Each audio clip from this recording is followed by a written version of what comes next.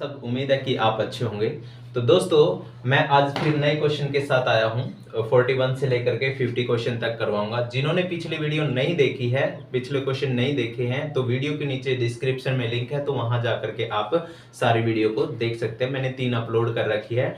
ये HPSC PGT maths 2023 में जो भी एग्जाम हुआ था, तो 3 पीछे अपलोड कर रखे हैं। वीडियो के नीचे डिस्क्रिप्शन में लिंक है, तो वहां से देख सकते हो। चलो हम चलते हैं अपने क्वेश्चन की तरफ। तो देखिए, लिमिट x अप्रोचेस टू 0, तो 3x स्क्वायर प्लस 2 डिवाइड में 7x स्क्वायर प्लस 2 की whole power 1 by x square is equal to. तो ध्यान से देखिए, लिमिट का एक क्वेश्चन है ये, और ऐसा क्वेश्चन सेम टू सेम तो नहीं था, बट इसके कंसेप्ट बेस पे एक क्वेश्चन था जो 2021 में पूछा गया था। तो देखिए, ये कैसा क्वेश्चन है कि यहाँ पर अगर हम डायरेक्टली जीरो पुट कर दें तो ये सारा जीरो हो जाएगा। जब यहाँ पर जीरो पुट करेंगे सारा जीरो हो जाएगा, तो हमारे पास 2 डिवाइड में 2 बचेगा, और ये भी कैंसिल आउट होकर के यहाँ पर 1 बचेगा। ऊपर है 1 by x square. 1 by x square मतलब x की वैल्यू मैंने जीरो पुट करनी है, तो जीरो पुट करूंगा तो ये क्या हो जाएगा, 1/0 इज इक्वल टू इन्फिनिटी। ये कंसेप्ट सेम टू सेम 2022 में भी 2021 में भी पूछा गया है। लिमिट का ये क्वेश्चन है, ठीक है। 1 की पावर अगर इन्फिनिटी है तो इसके लिए क्या कंसेप्ट यूज होगा। तो देखिए, हमारे पास कंसेप्ट कैसा है, हम करेंगे इसको किसी फंक्शन के बराबर मान लेते हैं। fx is equal to limit x approaches to 0। Sorry, हम इसका कंसेप्ट यूज करते हैं e रेज टू पावर, ठीक है। e रेज टू पावर क्या हो जाएगा, लिमिट x अप्रोचेस टू 0, और जो इसकी पावर है ये आगे आगे आ जाएगी 1/x के इस तरीके से। और जो ये अंदर लिखा हुआ है इसमें से एक कम कर देंगे, 3x स्क्वायर प्लस 2 डिवाइड में 7x स्क्वायर प्लस 2 माइनस 1, इस तरीके से, ठीक है। तो हमारा ये कंसेप्ट है, अगर 1 की पावर इंफिनिटी हो तो इसके लिए ये कंसेप्ट है, ये माइंड के अंदर सेटअप रखना है। तो देखिए आगे क्या होगा कि e raise to power limit x approaches to 0 1/x square, और ये एलसीएम आ जाएगा 7x स्क्वायर प्लस में 2 और 3x स्क्वायर प्लस 2 माइनस में, देखो जब इसके साथ मल्टीप्लाई हो जाएगा 1 के साथ 7x स्क्वायर प्लस 2, तो क्या हो जाएगा 7x स्क्वायर और माइनस का 2 हो जाएगा, ठीक है। दोनों माइनस के ये दोनों कैंसिल आउट हो जाएंगे, ठीक है। तो e raise to power limit x approaches to 0 1/x square, तो यहाँ कितना आ जाएगा 7x स्क्वायर प्लस 2, और ऊपर आ जाएगा -4x स्क्वायर, ठीक है। x स्क्वायर से ये x स्क्वायर कैंसिल आउट हो जाएगा, तो e raise to power limit x approaches to 0, यहाँ ऊपर बचा है -4 और नीचे बचा है 7x स्क्वायर प्लस में 2, ठीक है। जब हम जीरो पुट करेंगे तो यहाँ पर क्या हो जाएगा, -4 डिवाइड में 2 बचेगा, ये जीरो होने के बाद, तो 2 2 जा 4, इसका मतलब है e की पावर जो आई है -2 आई है, तो ये कितना आ जाएगा 1/e की पावर 2। तो देखिए, हमारे पास जो इस लिमिट का जो ये फंक्शन था, इसका जो राइट आंसर है वो हमारे पास 1/e की पावर 2 है। जो इस क्वेश्चन का राइट ऑप्शन होगा वो हमारे पास डी हो जाएगा। देखिए, हमारा नेक्स्ट क्वेश्चन है 42। For a natural number let phi n denote the number of positive integer less than equal to n which are coprime to n, ठीक है। फाई n कोई भी कैसा है, पॉजिटिव इंटीजर है, विच जो कैसा है less than equal to n है, which are coprime to n। ये फाई n है, ये n के साथ क्या है, कोप्राइम है। द वैल्यू ऑफ 560 इज, तो ये पूछा है कि 560 कितना होगा, और मतलब 60 के साथ कोप्राइम होगा, ठीक है। कैसे करना हमने, तो हमने क्या है ये बताना है कि कितने कोप्राइम नंबर होंगे 60 के साथ, ये चीज हमने फाइंड आउट करनी है इसके लिए, ठीक है। सबसे पहले इसके फैक्टर कर लो, तो 2 30 आ जाएगा, यहाँ पे 2 15 आ जाएगा, 3 5 और यहाँ पर 5 1। तो हमारे पास 2 की पावर 2 और मतलब मल्टीप्लाई में 3 और मल्टीप्लाई में 5, ये हमारे पास फैक्टराइजेशन करने के बाद आ गए। तो देखिए, जब 560 निकालना है, ठीक है, 560 निकालना है, तो यहाँ पे इसका फार्मूला होता है। सबसे पहले मैं फाई n का ही लिख देता हूँ। Phi n is equal to n, 1 minus में 1/p1, 1 माइनस में 1/p2, 1 माइनस में 1/p3 ये होता है जो इसके फैक्टर बनते हैं, और ये सारे के सारे प्राइम फॉर्म में होते हैं। जैसे ये इसका नाम जैसे p1 होगा, इसका नाम p2 होगा और इसका नाम p3 होगा, इस तरीके से p1 p2 p3। तो इसके लिए फार्मूला n की वैल्यू है जो हमारे पास यहाँ पे लिखी मिलेगी। तो n की वैल्यू हमारे पास 60, तो 1 माइनस में 1/2 आ जाएगा, और 1 माइनस में 1 कितना आ जाएगा 3 आ जाएगा। ये 2 की पावर जितनी भी हो तो हमने एक ही बार लेने हैं, ठीक है। उसके बाद 1/5 आ जाएगा, ठीक है। यहाँ पर 60 आ जाएगा मल्टीप्लाई में, तो यहाँ पे 1/2, यहाँ पे 2/3 और यहाँ पे 4/5 आ जाएगा। इस तरीके कैंसिल आउट करने के बाद हमारे पास ये आ जाएगा एलसीएम वगैरह लेने के बाद, ठीक है। देखो जैसे नीचे कितना आ रहा है 5 3 15, 15 दूनी 30, और ये ऊपर 60 है तो ये कट जाएगा, मतलब 30 दूनी 60 पे, तो 2 2 जा 4, ठीक है, और ये 4। तो यहाँ पर आंसर जो आया है हमारा इस 560 का लिख सकते हैं यहाँ पे। 560 का जो हमारे पास आंसर आया है ना वो 16 आया है। 16 का मतलब क्या होता है कि 60 के साथ ऐसे कितने नंबर है जो को प्राइम है, ठीक है। थोड़ा सा एग्जांपल दे दूं मैं, जैसे 1 है, 1 और 60 के का जो जीसीडी आएगा वो 1 आएगा। उसके बाद है 7 हो गया, ठीक है, 11 हो गया, 13 होगा। इस तरीके से हमारे पास जो प्राइम बनाएंगे 60 के साथ वो कितने होंगे 16 होंगे। तो इस क्वेश्चन का जो राइट ऑप्शन है वो हमारे पास डी हो जाएगा। देखिए हमारे पास नेक्स्ट क्वेश्चन है। नेक्स्ट क्वेश्चन में क्या कह रखा है, the number of local extreme values of this function. हमारे पास फंक्शन दे रखा है और उसकी पूछ रखी है कि number of local extreme values क्या होगी। तो हमने बताना है कि एक किस्म से मतलब इस फंक्शन के सॉल्यूशन बताने हैं कितने होंगे। तो यहाँ पर ये इसकी शॉर्ट ट्रिक ये है कि curl f by curl x करेंगे और curl f by curl y करेंगे। तो इसका आंसर कितना आएगा, अगर curl f by curl x कर रहे हैं इसका मतलब x के रिस्पेक्ट में हमने इसका पार्शियल डेरिवेटिव करना है विद रिस्पेक्ट टू x। तो यहाँ पर कितना आ जाएगा माइनस का 2x आ जाएगा। y के रिस्पेक्ट में करेंगे तो हमारे पास कितना आ जाएगा, माइनस के रिस्पेक्ट में करेंगे तो y के रिस्पेक्ट में करेंगे तो 2y आ जाएगा, ठीक है। हमारे पास ये आ गया है। तो हमारे से पूछा है कि इसके number of local extreme value क्या होगी। तो देखो हम इसके अंदर ऐसी क्या वैल्यू पुट करें, इसके अंदर ऐसी वैल्यू क्या पुट करें जिससे मतलब ये दोनों सेटिस्फाई हो जाए। यहाँ पर माइनस है, यहाँ पर प्लस है, तो इस यहाँ पर सिर्फ और सिर्फ एक ही पॉइंट है। अगर 0 पुट कर दें तो ये भी 0 और ये भी 0, ये दोनों आपस में इक्वल होने चाहिए, सिर्फ और सिर्फ इस वैल्यू के ऊपर इक्वल होंगे। तो यहाँ पर इसका मतलब क्या है कि एक ही वैल्यू है ये पॉइंट जो इसको सेटिस्फाई कर रहे हैं। तो इस क्वेश्चन का जो राइट ऑप्शन होगा वो बी हो जाएगा। इसका मतलब है 1 सॉल्यूशन है इसका। देखिए हमारा नेक्स्ट क्वेश्चन है, और नेक्स्ट क्वेश्चन कैसे है, the ratio of the fifth term from the beginning to the fifth term from the end. मतलब क्या कह रहा है कि शुरू की 5वीं और लास्ट की 5वीं जो टर्म है उनका रेशो हमने फाइंड आउट करना है इन द बायनोमियल एक्सपेंशन, और ये एक्सपेंशन है हमारे पास।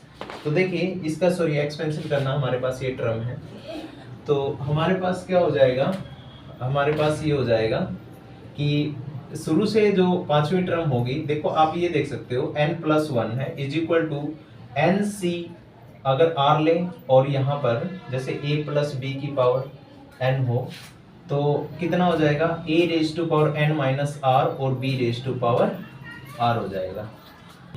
तो देखिए हमारे पास ये है कि यहाँ पर कितना है कि यह होती है टर्म, जैसे पूरी की पूरी ये फिफ्थ टर्म है तो यहाँ पर 4+1 होगा। ये मतलब क्या 4 और 1 5 फिफ्थ टर्म है। तो कितना हो जाएगा, हमारे पास 10 दे रखा है 10c और यहाँ पर 4 और a रेज टू पावर कितना हो जाएगा 10 माइनस में 4, इसका मतलब 6, और b रेज टू पावर कितना हो जाएगा 4। तो हमारे पास जो फिफ्थ टर्म है ना वो हमारे पास ये इस टाइप की है, ठीक है। तो देखिए हम अपने इस क्वेश्चन में रखते हैं ये चीजें। तो जो फिफ्थ टर्म है शुरू से मतलब बिगिनिंग फ्रॉम द बिगिनिंग, शुरू से 5वीं जो टर्म है वो कैसी होगी, तो यहाँ पे लिखेंगे n, ठीक है, मतलब 10c और यहाँ पर 4, मतलब ये 5वीं टर्म है क्योंकि एक 0 से भी स्टार्ट होगी ना, 10c0 10c1 10c2 10c3 10c4, मतलब 5वीं टर्म ये आ जाएगी। और यहाँ पर जो फर्स्ट है मतलब 1/3, ये कितना आ जाएगा 10 - 4 की पावर, मतलब इसकी पावर 6 आ जाएगी।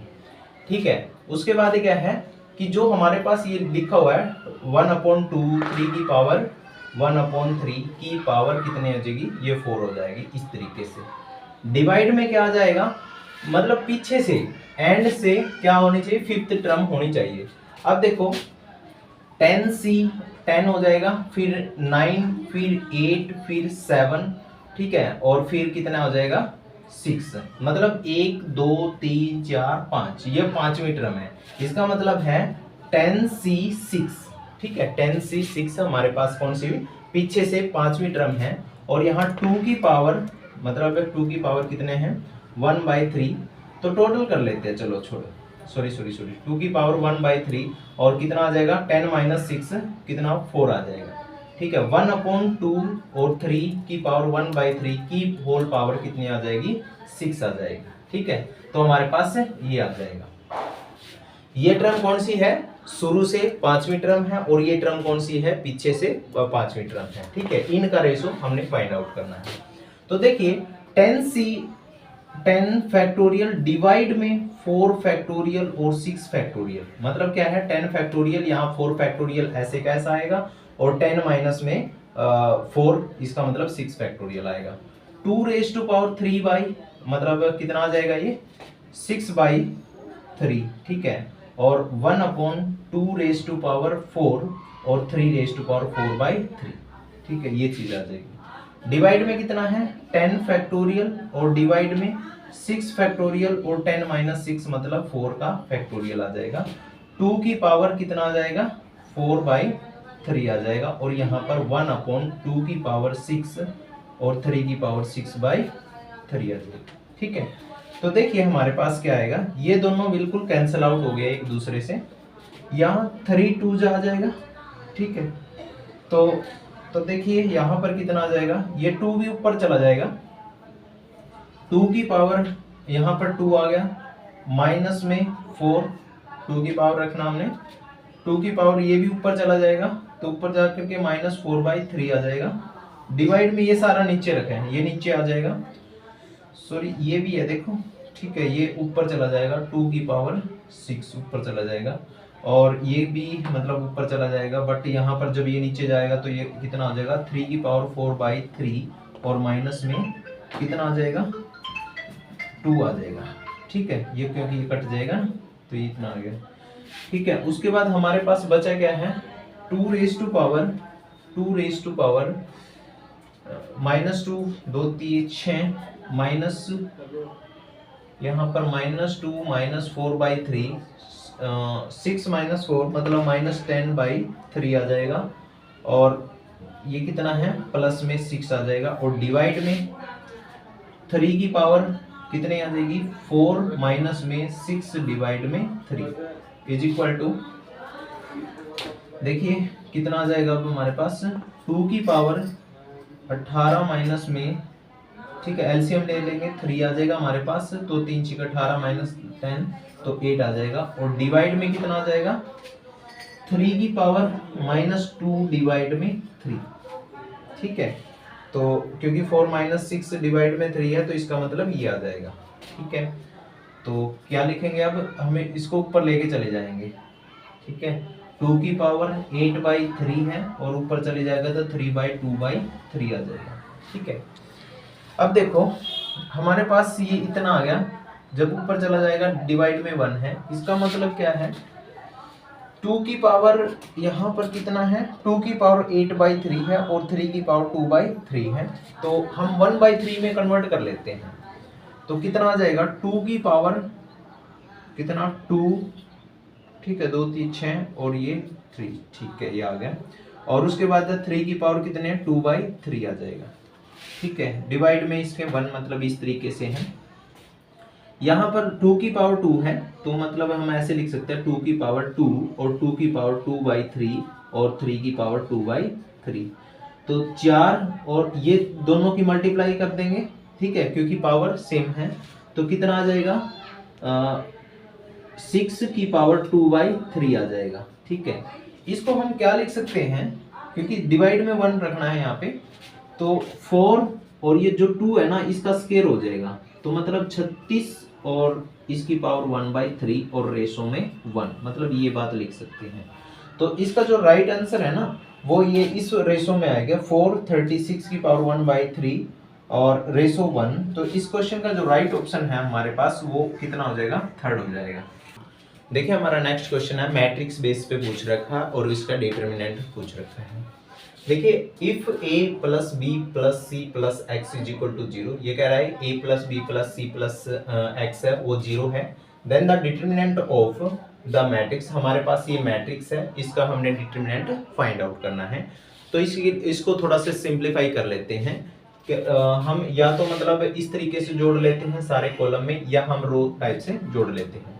तो जैसे मैंने रो 1 टाइप से जोड़ दिया है कि R1 पे ऑपरेशन अप्लाई करूंगा मैं, R1 plus R2 plus R3 plus R4 हो जाएगा, ठीक है, ये चारों जोड़ देंगे R1 में। तो हमारे पास क्या आ जाएगा, C प्लस एक्स प्लस ए प्लस बी, ठीक है, या मतलब आप क्योंकि एडिशन में तो है a plus b plus c plus x, ठीक है, यहाँ पर भी ऐसे ही है a plus b plus c plus x, a plus b plus c plus x, a plus b plus c plus x, मतलब सारे के सारे इस तरीके से जुड़ते रहेंगे, सारे डिफरेंट है a plus b plus c plus x, बाकी ये सारे a, यहाँ पर b, यहाँ पे b, यहाँ पे c, फिर a है, फिर b है, फिर c है, फिर यहाँ x है, यहाँ b है, c है, x है और यहाँ पर a है। देखो हमारे पास ये बात गिवन है कि a plus b plus c plus x है जो वो 0 0 हो गई, ठीक है। अब ये देख सकते हो आप, ये सारी की सारी लाइन है ये 0 हो जाएगी, ये भी 0 है, ये भी 0 है और ये भी 0 है, क्योंकि हमारे पास गिवन कंडीशन है। अगर किसी मैट्रिक्स के अंदर 0 मतलब पूरा रो हो या मतलब पूरी की पूरी कॉलम 0 हो, तो उस टाइम उस मैट्रिक्स का डिटरमिनेंट करते हैं तो हमेशा उसका जो डिटरमिनेंट आता है वो 0 के बराबर आता है। ये जो इस क्वेश्चन का मतलब ये मैट्रिक्स का जो डिटरमिनेंट है वो 0 है, इस क्वेश्चन का जो राइट ऑप्शन होगा वो फर्स्ट हो जाएगा। नेक्स्ट क्वेश्चन है हमारा बायनोमियल डिस्ट्रीब्यूशन के ऊपर है। तो बायनोमियल डिस्ट्रीब्यूशन में किस टाइप का क्वेश्चन दे रखा है कि binomial distribution the mean is this, तो हमारे को मीन दे दिया है, एंड वेरिएंस इज 5/9 ये भी दे दिया हमारे को। What is the probability that random variable x is equal to 2, तो हमने क्या करना है, इसकी प्रोबेबिलिटी फाइंड आउट करनी है रैंडम वेरिएबल और x इज इक्वल टू 2 के लिए। तो देखिए हमारे पास एक फार्मूला होता है जो मीन का होता है, ठीक है, वो mean is equal to NP है, नंबर ऑफ टर्म, और ये प्रोबेबिलिटी है P। NP is equal to कितना दे रखा है, 2/3 की फॉर्म में दे रखा है हमारे को। तो उसके बाद दे रखा हमारे को वेरिएंस, ठीक है, वेरिएंस दे रखा हमारे को कितना 5/9 और इसका फार्मूला क्या होता है NPQ, ठीक है, इज इक्वल टू कितना दे रखा 5/9। यहाँ पर NP P प्रोबेबिलिटी है और Q मतलब नोट है, ठीक है। तो अब हम इसको डिवाइड करते हैं, NPQ डिवाइड में NP, ऐसे करते हैं कि इसके डिवाइड में ये वाला रख लेते हैं, तो 5/9 और डिवाइड में 2/3 की फॉर्म में, ठीक है, यहाँ पे 9, ठीक है, तो 3 3 जा 9, तो ये 3 है, ये नीचे आएगा तो 5 डिवाइड में 6 हो जाएगा। यहाँ पे ये दोनों कैंसिल आउट हो गया, NP और NP। यहाँ से जो Q की वैल्यू आई है हमारे पास वो कितनी आई है 5/6 की फॉर्म में आई है हमारे पास। तो उसके बाद है P की वैल्यू क्या होती है, 1 माइनस में Q होता है और 1 माइनस में 5/6, इसका मतलब है तो 6 माइनस 5 इसका मतलब 1/6। तो कहने का मतलब क्या होगा, जो P की वैल्यू है वो हमारे पास 1 डिवाइड में 6 की फॉर्म में है। तो यहाँ पर P की वैल्यू भी हमने फाइंड आउट कर लिया और Q की वैल्यू भी हमने फाइंड आउट कर ली है। तो मेन तो यही थी, हमने जो प्रोबेबिलिटी निकालनी है रैंडम वेरिएबल की x इज इक्वल टू 2 के ऊपर, तो हमने ये दोनों वैल्यू चाहिए थी और हमने ये मिल गई है। तो देखिए आगे क्या होगा कि प्रोबेबिलिटी निकालनी है x इज इक्वल टू 2 के लिए, तो क्या होगा, यहाँ पर n की वैल्यू है जो हमारे पास, n की वैल्यू कितनी आएगी, क्योंकि यहाँ पर NC 2 आ जाएगा ये, तो ठीक है, और यहाँ पर P की वैल्यू n-2 और Q की वैल्यू 2 आ जाएगा। तो हमने यहाँ पर n की वैल्यू चाहिए, तो P की वैल्यू हमने मिल गई है, तो यहाँ पे रख लेते हैं n into 1/6 is equal to 2 divide में 3, तो 3 2 जा 6 और n की वैल्यू कितनी आ गई 2 2 जा 4, तो n की वैल्यू हमने मिल गया 4। तो यहाँ पर क्या रखेंगे 4 रख देंगे हम, ठीक है। तो चलो आगे रख लेते हैं 4c2 और p की वैल्यू हमारे पास कितनी है 1/6 रेज टू पावर कितनी हो जाएगी 4 - 2, इसका मतलब 2 आ जाएगी। और क्यू की वैल्यू कितनी है हमारे पास 5 डिवाइड में 6 है और इसकी वैल्यू भी 2 आ जाएगी, ठीक है।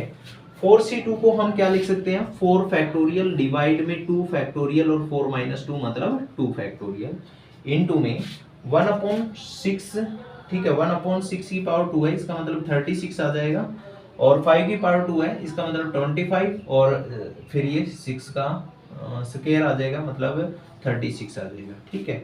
तो 2 2 जा मतलब इसको एक्सपेंड करेंगे 4 इंटू 3 इंटू 2 इंटू 1 और डिवाइड में 2 इंटू 1 2 इंटू 1 मल्टीप्लाई में 1/36 है और यहाँ पर 25 डिवाइड में 36 है, ठीक है। तो कितना हो जाएगा ये 4 से 4 कैंसिल आउट हो जाएगा, तो 3 दूनी 6 है और 6 से ये चिको चिको 36, तो 36 छिक्के कितना होता है 216 होता है। तो 25 डिवाइड में 216 आ जाएगा, मतलब 25 डिवाइड में 216 आ जाएगा। तो हमारे पास इस क्वेश्चन का जो राइट ऑप्शन है वो हमारे पास सी हो जाएगा। देखिए हमारा नेक्स्ट क्वेश्चन है, ये लेंथ के ऊपर दे रखा है कि मतलब कन्वर्टिंग है कि सेंटीमीटर को मीटर में कन्वर्ट करना है, ऐसा क्वेश्चन है, ये बिल्कुल सिंपल है। तो देखिए इफ 1 क्यूबिक सेंटीमीटर, अगर ये 1 क्यूबिक सेंटीमीटर है जो ये water weight is 1 gram, 1 cubic centimetre है जो ऑफ वाटर का वेट होता है, जो इसमें वेट होगा 1 ग्राम होगा। एंड क्यूबिक, तो cubic centimetre cube of water, sorry would है, यहाँ पे वुड वेट है इतना। देखो क्या बात है, यहाँ पर 1 क्यूबिक सेंटीमीटर ऑफ वाटर उसका वेट है 1 gram and cubic centimetre cube of would जिसका वेट है 0.42 ग्राम, ठीक है। यहाँ पर 1 ग्राम है, यहाँ पे 0.42 ग्राम है। What is the difference in weight of 1 cubic meter, 1 cubic meter of water और 1 cubic meter of wood, इसके बीच का डिफरेंस हमें फाइंड आउट करना है, ठीक है।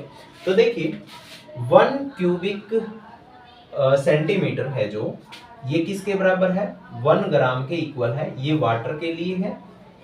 और 1 क्यूबिक सेंटीमीटर है जो ये 0.42 ग्राम है, ये किसके लिए है वुड के लिए है, ठीक है। हम इसको कन्वर्ट कर लेते हैं मीटर में, सेंटीमीटर का मीटर में कन्वर्ट कर लेते हैं। पहले तो मैं आपको ये बता दूं कि 1 मीटर होता है वो कितने 100 सेंटीमीटर के बराबर होता है। अब मैं पूछना चाहूं कि 1 सेंटीमीटर किसके बराबर होता है 1/100 मीटर के इक्वल होता है। अगर मैं इसका क्यूब कर दूं तो हमारे पास इसका भी क्यूब हो जाएगा और यहाँ पर मीटर का क्यूब हो जाएगा, ठीक है। इसका मतलब ये हुआ। अब हम फॉर वाटर के लिए निकालते हैं, फॉर वाटर के लिए निकालते हैं, तो ये हो जाएगा 1/100, मतलब ये 3 बार वो मल्टीप्लाई करना है 100, तो कितना आ जाएगा 6 जीरो आ जाएगा। यहाँ पर मीटर क्यूब आ जाएगा, यहाँ पर 1 ग्राम। तो मीटर क्यूब इसकी मल्टीप्लाई उधर कर लेते हैं, ठीक है। मल्टीप्लाई इसकी कितना होगा ये 10 लाख हो जाएगा, तो उसके साथ मल्टीप्लाई करेंगे, ठीक है। 2 4 5 और 6 यहाँ पे ग्राम की फॉर्म में आ जाएगा। तो 1 क्यूबिक मीटर है वो किसके बराबर होगा, मतलब एक ग्राम है ना, ये किलोग्राम में कन्वर्ट करना है क्योंकि हमारा आंसर है ना जो वो किलोग्राम में आया हुआ है। तो हमारे पास ये तो है ही है, ठीक है। डिवाइड में 1000 कर देंगे क्योंकि ये केजी में कन्वर्ट हो जाएगा, ये 3 जीरो से ये 3 जीरो कैंसिल आउट हो जाएगी। इसका मतलब 1 क्यूबिक मीटर है ना वो किसके बराबर आ जाएगा 1000 केजी के इक्वल आ जाएगा। तो ये बात ध्यान रखना है, वाटर के लिए हमारे पास 1 क्यूबिक मीटर है वो 1000 के बराबर आ गए। दूसरा है फॉर वुड के लिए, फॉर वुड के लिए, तो वुड के लिए हमने क्या करना है 1 क्यूबिक सेंटीमीटर है, 1 क्यूबिक सेंटीमीटर है वो किसके बराबर है? 0.42 ग्राम के इक्वल है। वही है 1 सेंटीमीटर क्यूब है, ठीक है, 1 सेंटीमीटर क्यूब है वो किसके इक्वल होता है? 1 सेंटीमीटर क्यूब है वो 1/100 की पावर 3 और मीटर क्यूब के इक्वल होता है, ठीक है। मतलब मैं ऐसे करूंगा कि यहाँ पर 1 मीटर क्यूब और 10 लाख की मल्टीप्लाई 2 4 6 और यहाँ पर 0.42 यहाँ पे ग्राम आ जाएगा, ठीक है। तो मैं इसको थोड़ा सा और कन्वर्ट कर लूँ कि यहाँ पर जो भी लिखा हुआ है, ठीक है, 2 4 6 और इसको किलोग्राम में कन्वर्ट करने के लिए 1000 से डिवाइड करूंगा। यहाँ पर 42 डिवाइड में कितना आ जाएगा? 100 आ जाएगा और यहाँ पर केजी आ जाएगा, ठीक है। ये 5 जीरो कैंसिल आउट हो जाएंगी, ठीक है, 2 ये हैं और 3 ये हैं, ऊपर कैंसिल आउट हो जाएंगी 5। तो यहाँ पर कितना आंसर आया हमारे पास? 420 आ गया, ठीक है, 420 केजी। अब इनका डिफरेंस फाइंड आउट करना है। हमारे पास 1000 किसका आया है? 1 मीटर क्यूब है वो 1000 किलोग्राम आ गया। इसका कितना आया? 420 आया है। तो आंसर कितना आ जाएगा? 580 आ जाएगा केजी, ठीक है। इस क्वेश्चन का जो राइट आंसर है वो 580 होगा। जो इसका राइट ऑप्शन होगा वो सी हो जाएगा। देखिए हमारा नेक्स्ट क्वेश्चन है, वर्क टाइम के ऊपर क्वेश्चन है। तो क्या कह रहा है कि एक tank can be field bye tap A in 30 minute. एक टैंक है वो एक टैप के द्वारा वो 30 मिनट में भर देता है, ठीक है। एंड टैप बी है वो 45 मिनट्स में भर देता है कंप्लीटली। ए टैप है वो 30 मिनट में और जो बी टैप है वो 45 मिनट में भर देता है। Both the taps are kept open for 6 minute के लिए, दोनों को 6 मिनट तक ओपन छोड़ देते हैं, मतलब दोनों भरने लग रहे हैं टंकी को। देन जो टैप बी है इज टर्न्ड ऑफ, तो टैप बी को बंद कर देते हैं 6 मिनट के बाद। How many minute more does the tank get filled, तो कितनी और देर लगेगी उसको टैंक को भरने में, ठीक है। तो क्या होगा, अगर टैप ए की बात करें तो वो कितने 30 मिनट लेता है और जो टैप बी की बात करें तो वो 45 डिग्री लेता है, सॉरी 45 मिनट लेता है। ये दोनों मिल करके देखो दोनों ऐसा नंबर क्या है जो दोनों डिवाइड कर देते हैं, जिसको वो है 90, ठीक है। इससे छोटा तो कोई है नहीं, 90 होगा। तो देखिए अगर हम करें 90 को इस 30 से डिवाइड करें तो हमारे पास 3 आएगा। अगर 90 को 45 से डिवाइड करें तो इसका मतलब 2 आएगा। तो ये क्या है, 1 मिनट में एक काम 3 काम करता है और ये 1 मिनट में 2 काम करता है, इसका मतलब ये है। तो दोनों के दोनों 1 मिनट में कितना काम करेंगे? ये 1 मिनट में कितना काम करेंगे? 1 मिनट में दोनों काम करेंगे 5 काम करेंगे।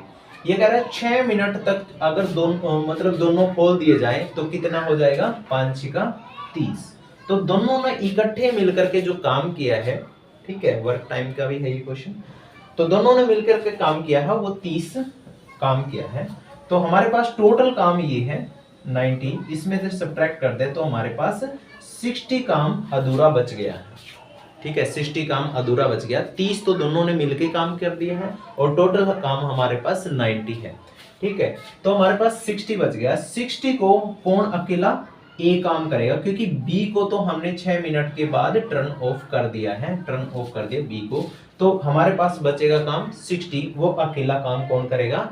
3, ये मतलब ए करेगा और वो 1 मिनट में 3 काम करता है। तो 3 से डिवाइड करेंगे तो 3 2 जा 6, मतलब ये आ जाएगा और ये 0। तो ठीक है, तो ये अकेला है ना 20 मिनट में फुलफिल भर देगा। तो इस क्वेश्चन का जो राइट आंसर है वो 20 है और जो राइट ऑप्शन होगा वो हमारे पास ए ऑप्शन राइट हो जाएगा। देखिए हमारे पास नेक्स्ट क्वेश्चन है। नेक्स्ट क्वेश्चन कैसे दे रखा है? 3 डायमेंशन का दे रखा है। ए सॉलिड क्यूबॉइडल बॉक्स है, has dimensions 20 centimetre, 16 centimetre, 6 centimetre. A cube of side 4 centimetre is removed from each corner। तो हमारे पास एक क्यूबॉइडल है, ठीक है, क्यूबॉइडल है हमारे पास। थोड़ा सा ऊपर कर लेते हैं इसको। तो हमारे पास ये है क्यूबोइडल, तो इस तरीके से है ये। अब ये कह रहा है कि 4 सेंटीमीटर है ना, हमारे पास एक cube of side 4 centimetre is removed from each corner. ठीक है, तो इसके कॉर्नर पे से मतलब हमने एक क्या निकाला जाता है, एक क्यूबॉइड निकाला जाता है। ठीक है, इसके अंदर हर एक कॉर्नर मतलब 8 है ये। तो आप ये देखिए कि हमारे पास जो क्यूब है, क्यूब का वॉल्यूम कितना होगा, volume of cube, volume of cube कितना है 4 की पावर 3। ठीक है, तो 4 4 4 4 चौके 16 चौके 64 हमारे पास ये आ जाएगा। तो मतलब जो एक क्यूब है हमारे पास कॉर्नर पे, तो उसका जो वॉल्यूम है वो कितना है 64, और टोटल कितने हैं 1 2 3 4 6 7 8। ठीक है, टोटल कितने हो गए 8 है हमारे पास। तो इसकी मल्टीप्लाई क्या है 8 के साथ कर देंगे, 8 की, तो कितना होगा 8 4 जा 32, 8 6 जा 48, 48 और 3 कितना हो जाएगा 512 हो जाएगा। तो हमारे पास जो 8 के 8 क्यूब है उनका वॉल्यूम जो आया है वो 512 आ गया है। अब हमने ये निकालना है कि इस टोटल में से कितना रिड्यूस हुआ वॉल्यूम। क्या कह रहा है कि what percent of the solid volume of the original box is, मतलब क्या है कि जो परसेंटेज है volume of the original box is reduce, कितना रिड्यूस हुआ मतलब हमारे पास 512 होगी। तो 512 तो ऊपर आ जाएगा, डिवाइड में क्या आ जाएगा इस सारे का वॉल्यूम। तो 20 और 16 की मल्टीप्लाई कितनी हो जाएगी 320 आ जाएगा, और ये 6 के साथ मल्टीप्लाई करेंगे तो कितना आ जाएगा 0 6 दूनी 12 6 3 18 और 1 19, तो 1920 आ जाएगा, और मल्टीप्लाई करना है 100 से। ठीक है, परसेंटेज में हमारे पास आ जाएगा, एक जीरो से एक जीरो कैंसिल आउट हो जाएगी। ठीक है, तो ये कितना हो जाएगा 2 पंजे 10, और ये कितना हो जाएगा 2 नीम 18 2 छिके 12, फिर ये ऊपर वाला भी कैंसिल आउट हो जाएगा। तो देखिए कितने से कैंसिल आउट हो गए, 8 1 कम 8 8 दूनी 16 8 छिक 48। ठीक है, 8 1 कम 8 8 दूनी 16, और ये कितने बा 8 छिक 48 और 8 चौका 32। ठीक है, ये कितना हो जाएगा फिर, मतलब कितना आ जाएगा हमारे पास, चल थोड़ा सा और काट लें, 2 3 6 2 दूनी 4 2 छिके 12, फिर ये 2 3 6 और 2 16। ठीक है, कितना आ गया 16 पंजे 80, और डिवाइड में कितना 3%, इसका मतलब है 3 2 जा 6 3 6 जा और फिर 2/3%। तो इस जो क्वेश्चन का जो राइट आंसर है वो 26 एंड, मतलब इसको कैसे बोल सकते हैं 26 एंड 2/3% बोल सकते हैं, इतना रिड्यूस हो जाता है। तो हमारे पास जो राइट ऑप्शन है वो सी हो जाएगा। देखिए हमारा 50 नंबर क्वेश्चन है, तो क्या कह रहा है कि एक ट्रिग्नोमेट्रिक क्वेश्चन है, the general solution of sine square theta second theta plus में square root 3 tangent theta is equal to 0। इसकी जनरल फॉर्म हमने फाइंड आउट करनी है, जनरल सॉल्यूशन हमने फाइंड आउट करना है। तो आप देख सकते हो कि यहाँ पर साइन स्क्वायर थीटा है और सेकेंड का मतलब होता है 1/cos थीटा, तो हमारे पास ये आ जाएगा स्क्वायर रूट 3 है, और यहाँ पर साइन थीटा डिवाइड में कोस थीटा है is equal to 0। Tan theta को हम ऐसे कन्वर्ट कर सकते हैं, हम एलसीएम लेंगे कोस थीटा, यहाँ पर कितना हो जाएगा साइन थीटा ऊपर से भी कॉमन ले लेंगे, तो हमारे पास साइन थीटा यहाँ बचेगा साइन थीटा और प्लस में स्क्वायर रूट 3 और यहाँ पर इक्वल टू 0, ये मल्टीप्लाई 0 से हो जाएगा, तो हमारे पास बचेगा साइन थीटा और साइन थीटा प्लस में स्क्वायर रूट 3। तो हम फिर क्या करेंगे अलग अलग कर लेते, तो पहले तो हम लिख लेते हैं कि ये इस तरीके से हमारे पास बच जाएगा, इस तरीके से ये 0 होने के बाद, इस ये 0 के साथ मल्टीप्लाई होने के बाद हमारे पास ये बचेगा। अब इसके दो मतलब फैक्टर हैं, मतलब इस तरीके से हैं, और ये 0 के बराबर हो रहा है, इसका मतलब या तो ये 0 होगा या साइन थीटा प्लस में स्क्वायर रूट 3 है, या ये 0 होगा। यहाँ से थीटा की वैल्यू क्या आ रही है हमारे पास n पाई आ रही है, और यहाँ पर साइन जो थीटा की वैल्यू है, साइन थीटा की वैल्यू वो हमारे पास माइनस स्क्वायर रूट 3 आ रही है। आपने ये बात का पता है कि जो साइन थीटा होता है उसकी जो रेंज होती है वो -1 और 1 के बीच में लाई करती है, बट इसकी जो वैल्यू होती है -1.73 है। इसका मतलब -1 से भी नीचे चली गई है इसकी वैल्यू। ठीक है, तो इसका मतलब है ये वैल्यू नहीं हो सकती है, क्योंकि -1 से बड़ी छोटी चली गई है, और भी छोटी होगी। तो हमारे पास जो इस क्वेश्चन का राइट आंसर होगा वो n पाई होगा, मतलब ये इसका जनरल सॉल्यूशन हो गया, और n बिलोंग करता है इंटीजर के अंदर। तो इस क्वेश्चन का जो राइट ऑप्शन होगा वो बी हो जाएगा। थैंक्स फॉर वाचिंग दोस्तों। दोस्तों एक वीडियो बनाने में बहुत मेहनत लगती है, प्लीज एक लाइक दे दिया करो, अगर आप चैनल पे नए हैं तो एक सब्सक्राइब दे दिया करो कि मेरा मोटिवेशन बढ़े। Thank you very